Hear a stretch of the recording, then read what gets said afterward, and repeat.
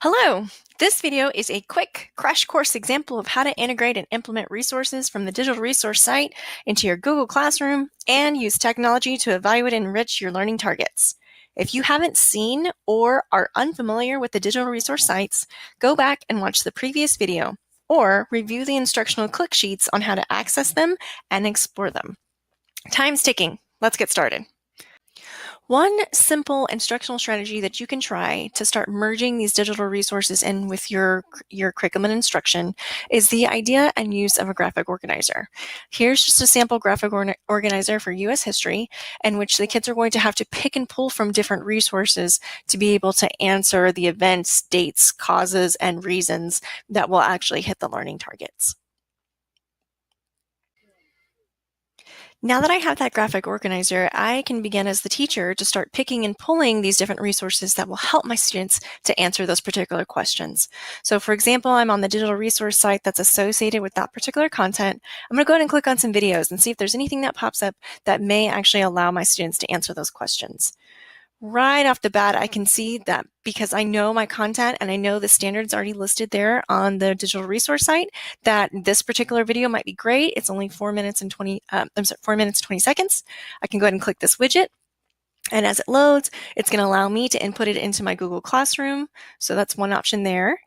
As I scroll a little bit further, this is another option right here. It's 2 minutes and 11 seconds, and it's located again for C. It's perfect.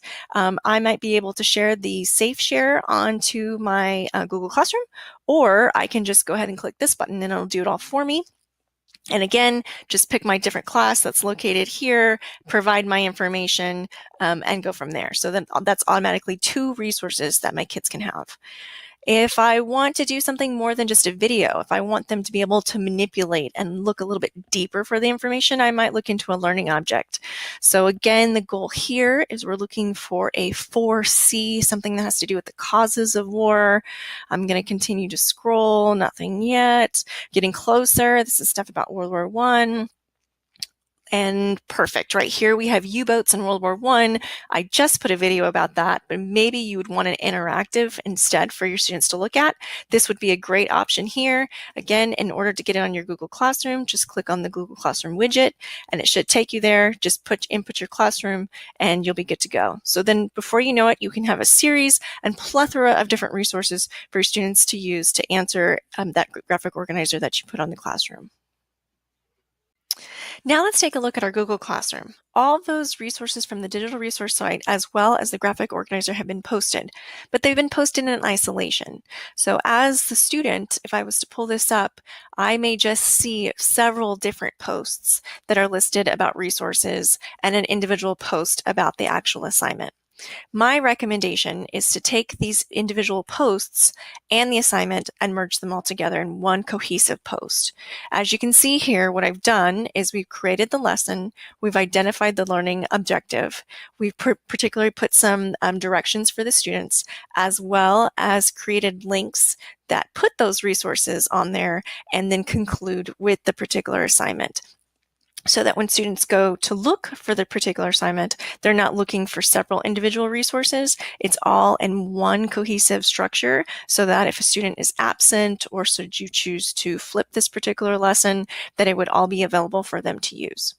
The last thing that's on here that I do want to mention is the idea that we have to check for understanding once the students have completed the graphic organizer. What are they going to do as a result of that knowledge, and how are they going to be able to show us that they really have mastered that content?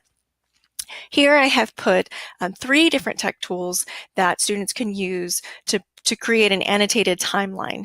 The sky's the limit with all these different resources. These are just 3 that are put on here that might hit the social studies process standards. They're always evolving, they're always changing.